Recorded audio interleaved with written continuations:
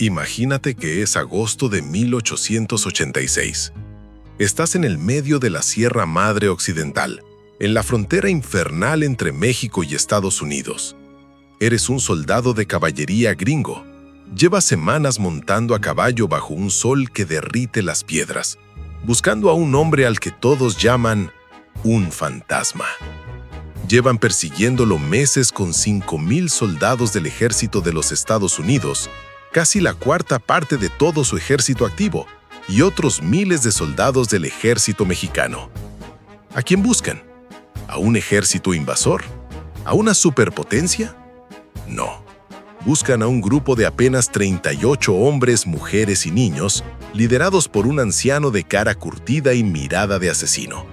Su nombre es Goyacla, pero los mexicanos, aterrorizados, le pusieron otro nombre mientras le rezaban a su santo patrono para que lo salvara de él: Jerónimo. Jerónimo y su pequeña banda de guerreros apaches chiricahuas son los maestros absolutos de la guerra de guerrillas.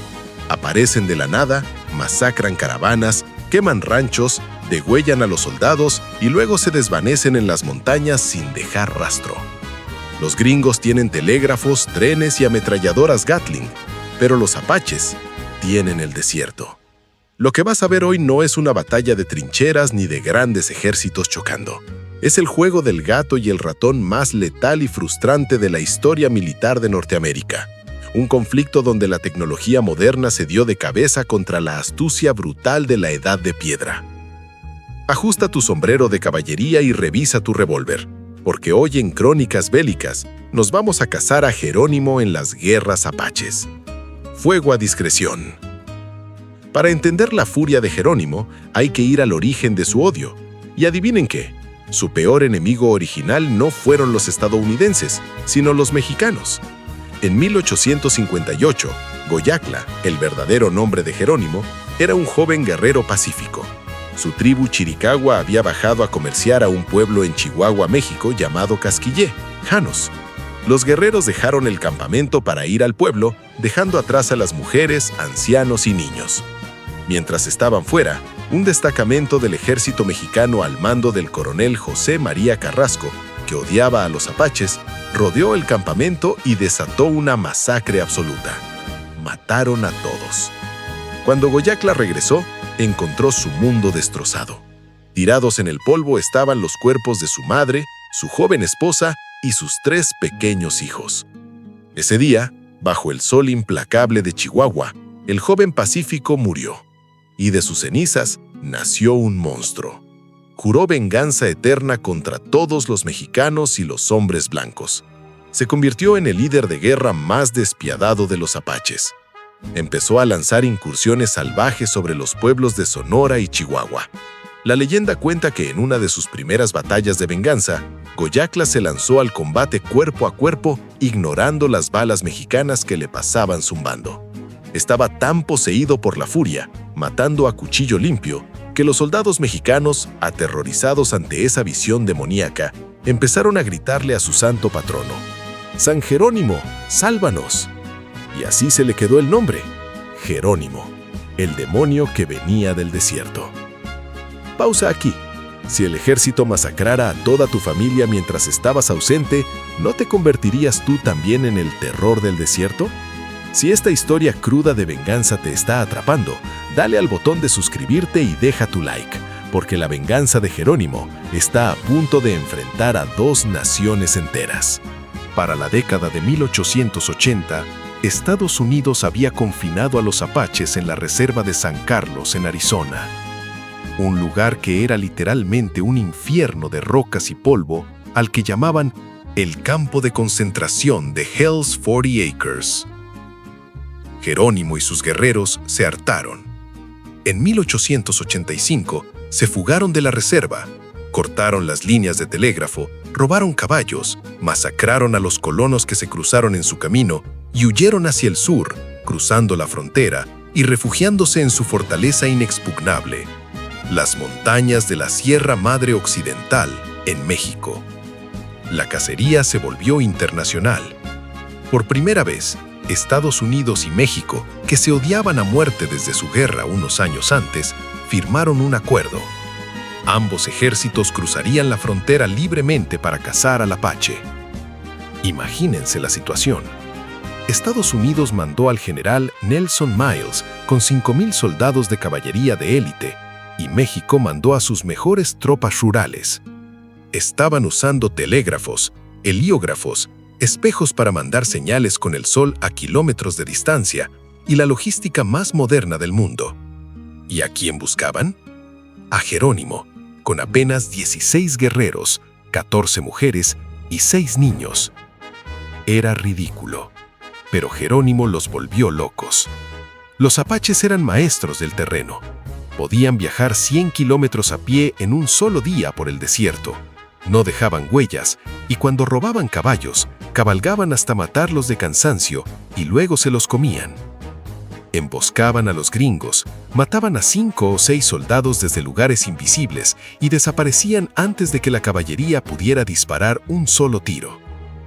Los soldados estadounidenses morían de deshidratación, enfermedades, mordeduras de serpiente o atravesados por flechas sin llegar a ver jamás la cara de un apache. El general gringo Nelson Miles estaba a punto de perder su carrera. El mundo entero se burlaba de Estados Unidos en los periódicos. ¿Cómo podía la nación más poderosa del continente no atrapar a 38 indios harapientos? Miles entendió algo fundamental. A un apache solo lo puede atrapar otro apache. El ejército de Estados Unidos reclutó a los Apache Scouts, exploradores apaches. Eran miembros de otras tribus o incluso chiricahuas que se habían vendido a los gringos por dinero o raciones. Los uniformaron con chaquetas azules del ejército, les dieron rifles nuevos y los enviaron a rastrear a Jerónimo. Esta fue la verdadera puñalada por la espalda. Jerónimo podía despistar a los gringos y a los mexicanos, pero no podía engañar a los de su propia sangre. En el verano de 1886, el capitán estadounidense Henry Lawton y el teniente Charles Gatewood, guiados por 2 scouts apaches llamados Martine y Cayitá, lograron rastrear el rastro casi invisible de Jerónimo hasta lo profundo de las montañas de la Sierra Madre Occidental, en el estado de Sonora, México. La situación de Jerónimo era desesperada.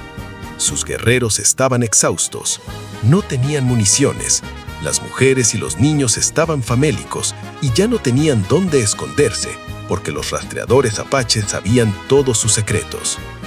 Estaban acorralados como lobos heridos.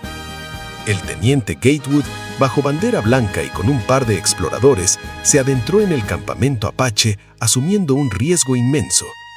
Se sentó frente a Jerónimo, el hombre más peligroso de América. Gatewood le dio un mensaje simple del general Miles: «Ríndete, y te mandaremos a Florida con el resto de tu tribu que ya fue deportada. Pelea, y los cazaremos hasta que el último de ustedes esté muerto». Jerónimo, sabiendo que si se quedaba en México, el ejército de Porfirio Díaz los iba a masacrar a todos como lo habían hecho con su familia décadas atrás, bajó la mirada. El lobo finalmente estaba rendido. El 4 de septiembre de 1886, en el Cañón del Esqueleto, Skeleton Canyon, en la frontera de Arizona, Jerónimo y su banda de 38 personas se rindieron formalmente ante el general Miles. Fue el fin. La captura de Jerónimo marcó oficialmente el final de las guerras indias en los Estados Unidos y el cierre definitivo de la frontera del salvaje oeste. Pero los gringos rompieron su promesa, como siempre hacían con los nativos.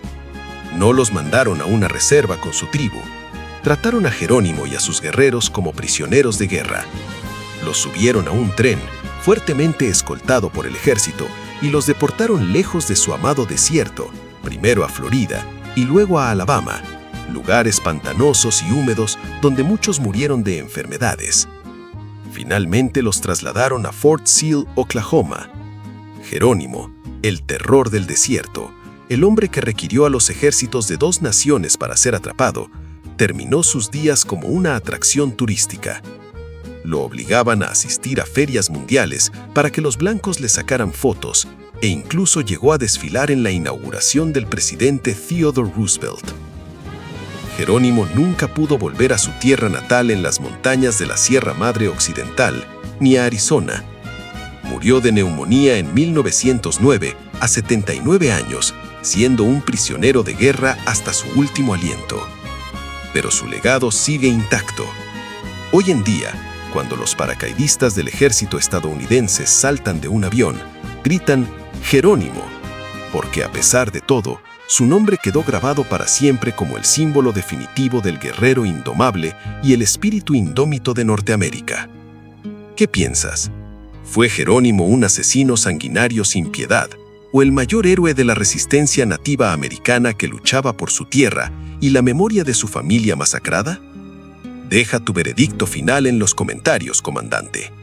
Y si esta primera temporada de Masacres y Guerras te dejó sin aire, revienta el botón de suscripción para que sigamos desenterrando la historia sangrienta. Rompamos filas.